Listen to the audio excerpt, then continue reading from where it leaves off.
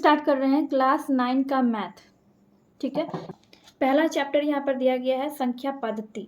संख्या पद्धति को हम लोग इंग्लिश में कहते हैं नंबर सिस्टम।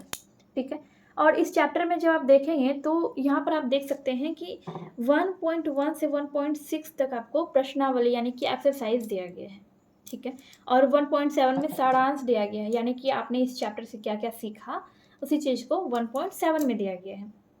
तो सबसे पहले तो हम संख्या पद्धति को समझेंगे, इसकी भूमिका यानी कि इसके इंट्रोडक्शन को पढ़ेंगे, एंड देन हम एक्सरसाइज 1.1 में दिए गए सारे क्वेश्चंस को हल करेंगे। चलिए देखते हैं कि एक्सरसाइज 1.1 में भूमिका यानी कि इंट्रोडक्शन में हमें क्या क्या पढ़ना है, जिससे हम एक्सरसाइज 1.1 को आसानी से हल कर सकें। देखिए, क्लास 9th का मैथ एक्सरसाइज 1.1 को हल करने के लिए हमें इन सब चीज़ों को पढ़ने की ज़रूरत है। ठीक है, जिसका मैंने लिस्ट यहाँ पर बना लिया है। पहला है संख्या रेखा। देखिए, जैसे कि आप लोग जानते हैं कि इस चैप्टर का नाम क्या है, संख्या पद्धति यानी कि नंबर सिस्टम।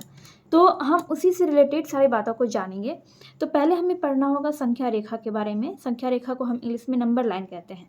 फिर प्राकृत संख्या जिसे नेचुरल नंबर कहते हैं। पूर्ण संख्या इसको होल नंबर कहते हैं। पूर्णांक इसको बोलते हैं इंटीजर।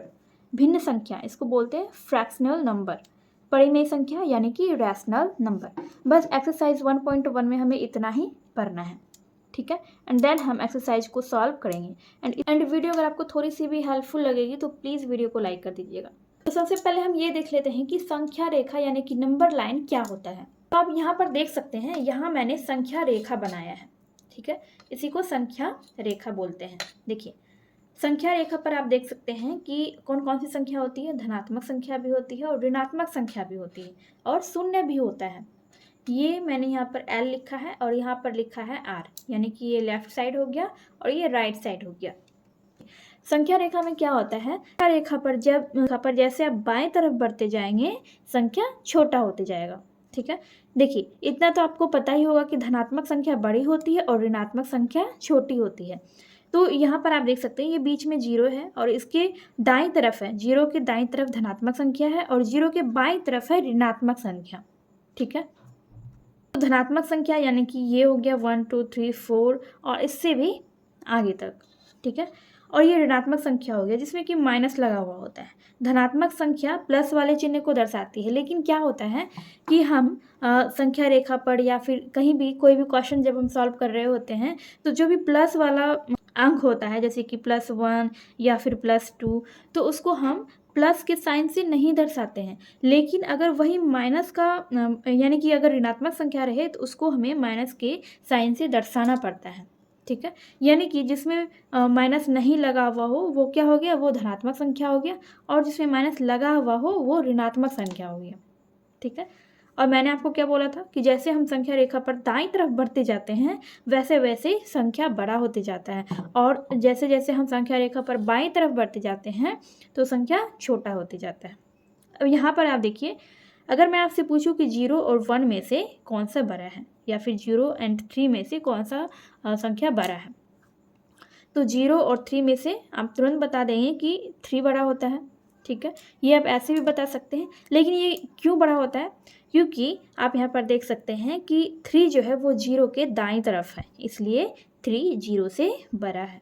ठीक है, अब यहाँ पर देखिए, मैंने आपसे पूछ लिया कि 0 और -1 में से कौन सा बड़ा है, तो आपका आंसर क्या होगा, आपका आंसर होना चाहिए 0। ठीक है, 0 और -1 में से 0 बड़ा है। क्यों, क्योंकि 0 -1 के दाईं तरफ है। ठीक है, 0 क्या है, -1 के दाईं तरफ है, इसलिए 0 बड़ा है। अब -3 और -2 में से कौन बड़ा है, -3 और -2 में से -2 बड़ा है। -3 छोटा है, क्योंकि -3 जो है वो -2 के बाईं तरफ है, और -2 क्या है, वो -2 -3 के दाईं तरफ है, इसलिए -2 बड़ा है, -3 छोटा है। वैसे यहाँ पर भी होगा। ठीक है, आई होप आपको संख्या रेखा में कहीं पर भी कोई प्रॉब्लम नहीं आई होगी। आई होप आपको अच्छे से संख्या रेखा समझ में आ गया होगा। अगर समझ में आ गया है तो वीडियो को लाइक कर दीजिए एंड कमेंट करके बताइए कि आपको संख्या रेखा में आया या नहीं। ठीक है, देखिए चलिए नेक्स्ट हम देखते हैं। नेक्स्ट टॉपिक है हमारा प्राकृत संख्या। प्राकृत संख्या को हम इंग्लिश में बोलते हैं नेचुरल नंबर। नेचुरल नंबर, अब इसका डेफिनेशन यानी कि इसका परिभाषा क्या होगा, 1 से अनंत तक की गिनती की संख्याओं को प्राकृत संख्या कहते हैं। 1 से अनंत तक, अनंत क्या होता है? 1 से अनंत तक, 1 से लेके जहाँ तक आप गिनती कर सकते हैं वो सारी संख्याएं क्या है? वो सारी संख्याएं प्राकृत संख्याएं हैं। ठीक है, 1 से लेके आप गिनती स्टार्ट करते हैं, आप किसी भी चीज़ की गिनती कर रहे हैं तो आप कहाँ से स्टार्ट करते हैं? 1 से स्टार्ट करते हैं। तो 1 से अनंत तक की जितनी भी गिनती की संख्या होती है सभी संख्या को हम प्राकृत संख्या कहते हैं।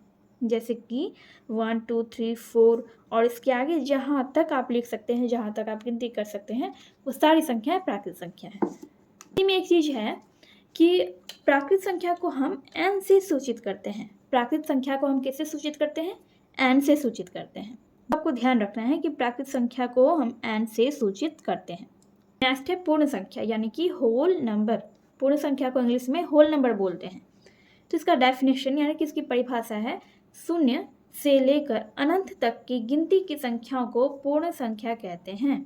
ठीक है, देखिए, या फिर सिंपल सी भाषा में आप ये बोल सकते हैं कि जब हम प्राकृत संख्या में ही जीरो को ऐड कर देते हैं तो वो पूर्ण संख्या बन जाता है।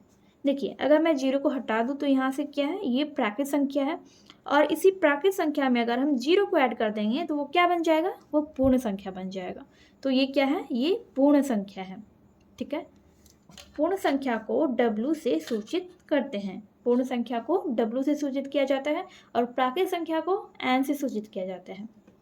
नेक्स्ट है इंटीजर यानी कि पूर्णांक। पूर्णांक को इंग्लिश में इंटीजर बोलते हैं। इसका डेफिनेशन है, यदि पूर्ण संख्या में ऋणात्मक संख्याओं को भी जोड़ दिया जाता है या जोड़ दिया जाए तो उसे पूर्णांक कहते हैं। ठीक है, यदि हम पूर्ण संख्या में ऋणात्मक संख्याओं को भी जोड़ देंगे तो वो पूर्णांक बन जाएगा। ये क्या है? ये पूर्ण संख्या है।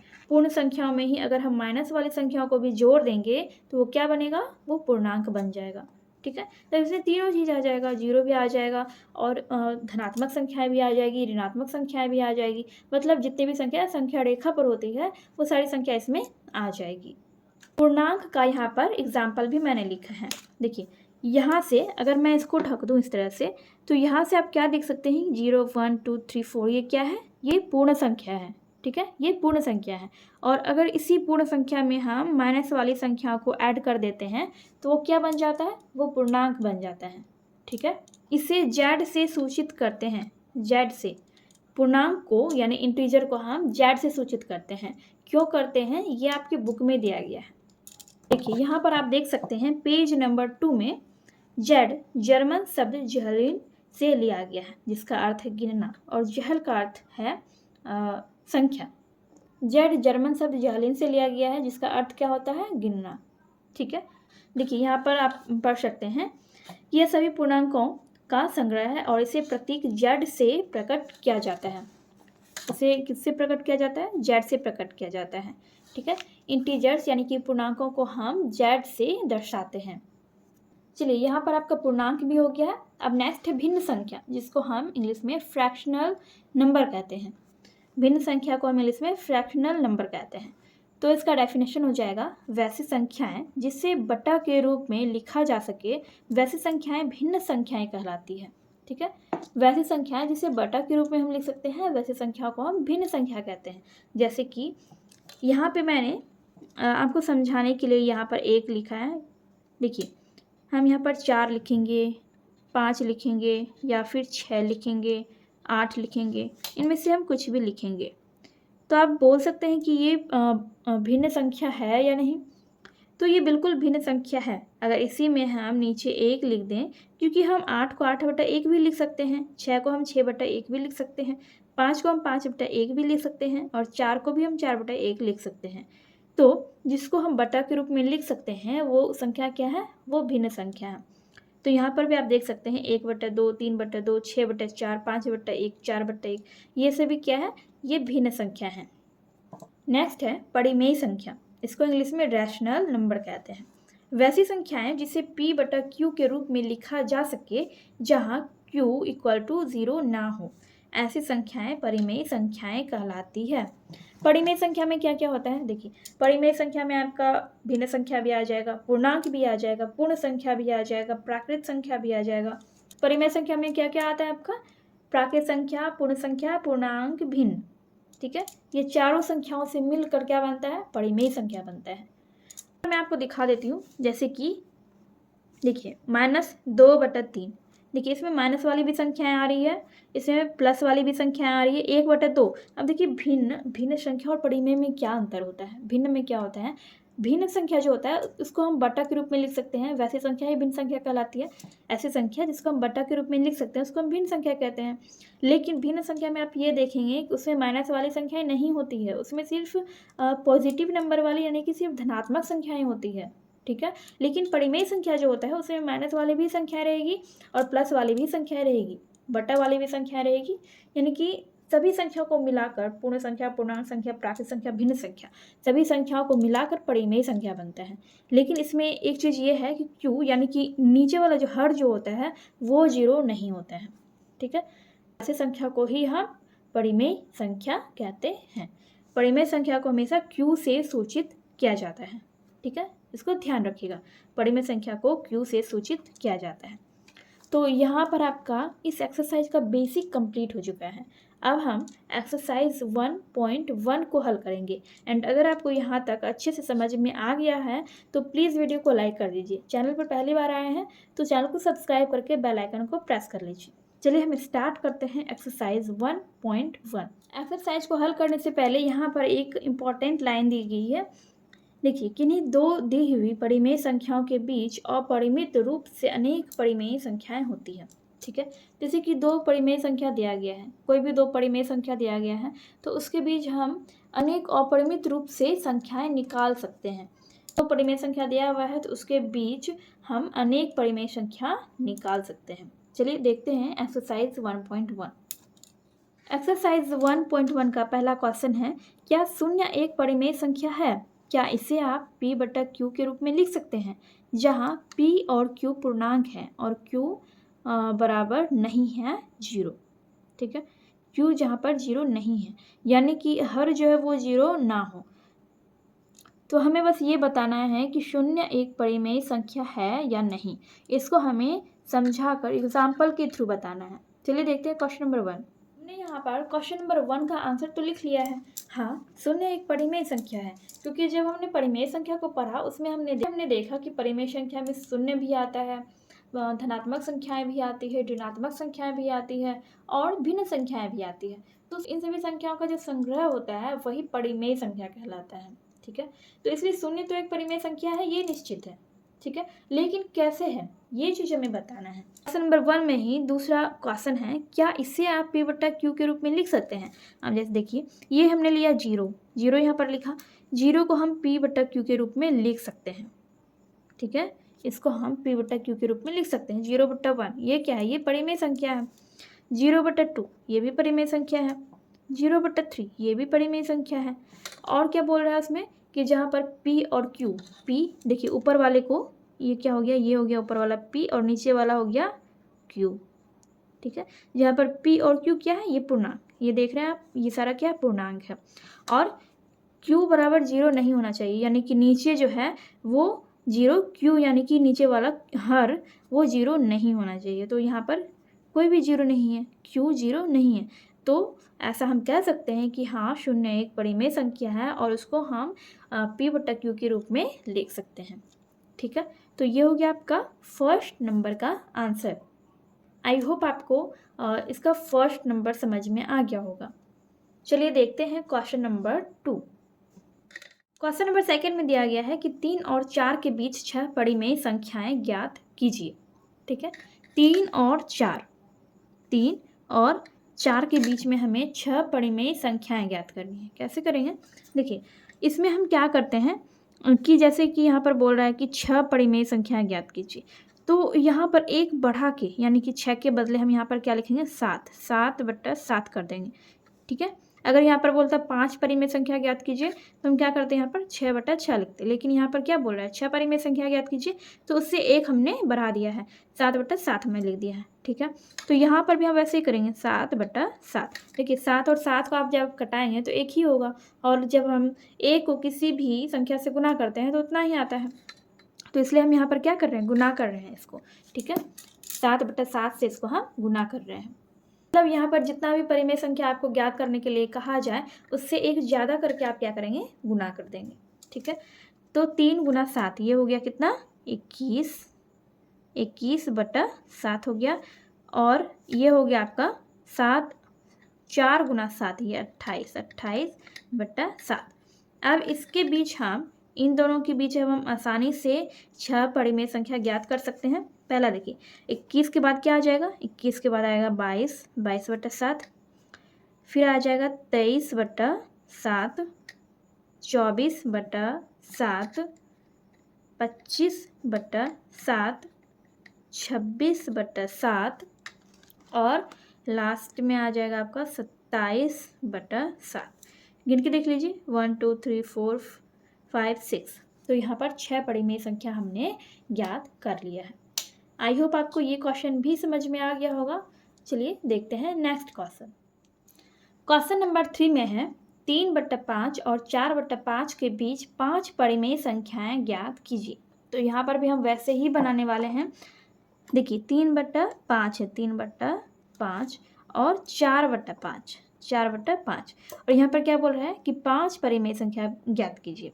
ठीक है, 3/5 और 4/5 के बीच 5 परिमेय संख्याएं ज्ञात कीजिए। तो 5 बोल रहा है तो हम यहाँ पर 6/6 से गुना करेंगे। 6 ऊपर भी 6 और नीचे भी 6, 6/6 से हम इसको गुना कर देंगे। तो दोनों को गुना करते हैं, 6 तिया 18 हो जाएगा और नीचे हो जाएगा 6 पंचे 30। अब यहाँ पर 4 गुना 6 24 हो जाएगा और नीचे हो जाएगा 30। ठीक है, अब इन दोनों के बीच हम आसानी से परिमेय संख्या ज्ञात कर सकते हैं। 18/30 के बाद आएगा 19/30, फिर आ जाएगा 20/30, 21/30, 22/30, 23/30, 1 2 3 4 5। तो हमने इन दोनों के बीच हमने 5 परिमेय संख्या ज्ञात कर लिया है। तो ये हो गया आपका आंसर क्वेश्चन नंबर 3 का। हमने क्वेश्चन नंबर 3 तक तो सॉल्व कर लिया। क्वेश्चन नंबर 4 में दिया गया है कि नीचे दिए गए कथन सत्य हैं या असत्य, कारण के साथ अपने उत्तर दीजिए। तो पहला कथन कह रहा है कि प्रत्येक प्राकृतिक संख्या एक पूर्ण संख्या होती है। देखिए जब आप इस चैप्टर को पूरा पढ़ेंगे, ध्यान से पढ़ेंगे, तो आपके बुक में ही दिया गया है। यहाँ पर देखिए प्रत्येक पूर्ण संख्या एक प्राकृतिक संख्या होती है, प्रत्येक पूर्णांक एक परिमेय संख्या होता है, प्रत्येक परिमेय संख्या एक पूर्णांक होती है। तो इस टाइप का जो स्टेटमेंट है, इस टाइप का जो क्वेश्चन है, ये आपके बुक में दिया गया है। बस आपको ज़रूरत है पढ़ने की, उसे समझने की। तो इसी टाइप का क्वेश्चन आपको क्वेश्चन नंबर 4 में दिया गया है। तो यहाँ पर पूछ रहा है कि प्रत्येक प्राकृतिक संख्या एक पूर्ण संख्या होती है। तो ये कथन क्या हो जाएगा, ये कथन हो जाएगा सत्य। सत्य कैसे होगा, क्वेश्चन नंबर 1, 4 का क्वेश्चन नंबर 1। तो ये कथन क्या है, ये कथन सत्य है। अच्छा ये बताइए प्राकृत संख्या में कौन कौन सी संख्या आती है। ये हमने यहाँ पर लिखा प्राकृत संख्या। तो इसमें आता है 1 2 3 4 etc, यानी अनंत तक गिनती वाली जितनी भी संख्या होती है उसको हम प्राकृत संख्या कहते हैं। और पूर्ण संख्या क्या होता है, पूर्ण संख्या क्या होता है, जब हम प्राकृत संख्या में, ये रहा प्राकृत संख्या, और प्राकृत संख्या में ही जब हम 0 को ऐड कर देते हैं तो वो क्या बन जाता है, वो पूर्ण संख्या बन जाता है। यहाँ पर ये कह रहा है क्वेश्चन में, क्या प्रत्येक प्राकृत संख्या एक पूर्ण संख्या है। तो प्रत्येक प्राकृत संख्या, देखिए प्रत्येक प्राकृत संख्या क्या है, वो एक पूर्ण संख्या भी है, क्योंकि जितनी भी प्राकृत संख्या है सारी संख्या पूर्ण संख्या के अंतर्गत भी आती है। ठीक है, तो इसलिए ये कथन क्या हो जाएगा, ये कथन हो जाएगा सत्य। प्रत्येक प्राकृत संख्या एक पूर्ण संख्या भी है। नेक्स्ट में यहाँ पर कह रहा है कि प्रत्येक पूर्णांक एक पूर्ण संख्या होती है। प्रत्येक पूर्णांक एक पूर्ण संख्या होती है, ये यहाँ पर कह रहा है। पहले तो हम ये देखेंगे पूर्णांक में क्या क्या आता है। तो पूर्णांक में आ जाता है माइनस वाली भी संख्या आ जाती है, ठीक है, और 0 भी आ जाता है, और धनात्मक संख्याएं भी पूर्णांक में आ जाती हैं। ठीक है, और पूर्ण संख्या में क्या आता है, पूर्ण संख्या में आता है 0 1 2 3 etc। ठीक है, तो पूर्णांक संख्या में आप देख सकते हैं कि इसमें माइनस वाली भी संख्या आ रही है, 0 भी आ रहा है और धनात्मक संख्याएं भी आ रही है। लेकिन पूर्ण संख्या में सिर्फ 0 और धनात्मक संख्या आ रही है, इसमें ऋणात्मक संख्या नहीं आ रही है। तो इस हिसाब से ये क्या है, इस हिसाब से ये कथन असत्य है। प्रत्येक पूर्णांक एक पूर्ण संख्या नहीं होती है। देखिए प्रत्येक पूर्णांक, ये पूर्णांक संख्या, ये पूरा का पूरा क्या है, ये पूर्णांक संख्या है। तो प्रत्येक पूर्णांक एक पूर्ण संख्या है? पूर्ण संख्या नहीं है, क्योंकि पूर्ण संख्या में माइनस वाली संख्या आ ही नहीं रही है। तो इसलिए प्रत्येक पूर्णांक संख्या पूर्ण संख्या नहीं है। ये कथन हो जाएगा आपका असत्य, असत्य। ठीक है। नेक्स्ट है आपका, प्रत्येक परिमेय संख्या एक पूर्ण संख्या होती है। क्या है? प्रत्येक परिमेय संख्या एक पूर्ण संख्या होती है। चलिए देखते हैं। तो हम ये देखते हैं कि परिमेय संख्या में कौन कौन सी संख्या आता है। इसमें शून्य भी आ जाता है, इसमें धनात्मक संख्याएं भी आ जाती है, इसमें ऋणात्मक संख्याएं भी आ जाती है, इसमें बट्टा वाली भी संख्या आती है, 1/2, 2/3, इस तरह से इसमें माइनस वाली भी संख्या आती है। ठीक है, इसमें क्या आता है, माइनस वाली भी संख्या आ जाती है। तो ये सारी संख्या परिमेय संख्या में आती है। पूर्ण संख्या में क्या आता है, पूर्ण संख्या में आता है 0 और ये धनात्मक संख्या है, गिनती वाली संख्या है। ठीक है, तो यही सारा चीज़ आता है। ये परिमेय संख्या हो गया, ये पूर्ण संख्या हो गया। तो आप ये बताइए, क्या प्रत्येक परिमेय संख्या एक पूर्ण संख्या होती है? तो प्रत्येक परिमेय संख्या, देखिए परिमेय संख्या में कितना सारा संख्या है, माइनस वाली है, धनात्मक, ऋणात्मक, शून्य सब है इसमें। ठीक है, तो प्रत्येक परिमेय संख्या पूर्ण संख्या नहीं होती है। हाँ, अगर ये कहता कि प्रत्येक पूर्ण संख्या परिमेय संख्या होती है, तब ये कथन सत्य हो जाता। लेकिन यहाँ पर कह रहा है कि प्रत्येक परिमेय संख्या एक पूर्ण संख्या होती है, तो ये कथन क्या हो जाएगा, ये कथन हो जाएगा असत्य। तो यहाँ पर हमने लिख दिया असत्य, यानी कि 4 नंबर का फर्स्ट नंबर का कथन हो जाएगा सत्य, सेकंड नंबर का हो जाएगा असत्य और थर्ड नंबर का भी हो जाएगा असत्य। तो यहाँ पर आप देख सकते हैं कि आपका एक्सरसाइज 1.1 का 4 नंबर का क्वेश्चन भी कंप्लीट हो चुका है। एंड आई होप आपको क्वेश्चन नंबर 1 से 4 तक सारे क्वेश्चन अच्छे से समझ में आ गए होंगे। अगर वीडियो आपको थोड़ी सी भी हेल्पफुल लगी हो तो प्लीज़ वीडियो को लाइक कर दीजिएगा। चैनल पर पहली बार आ रहे हैं तो चैनल को सब्सक्राइब कर जाइएगा। चलिए हम मिलते हैं नेक्स्ट वीडियो में।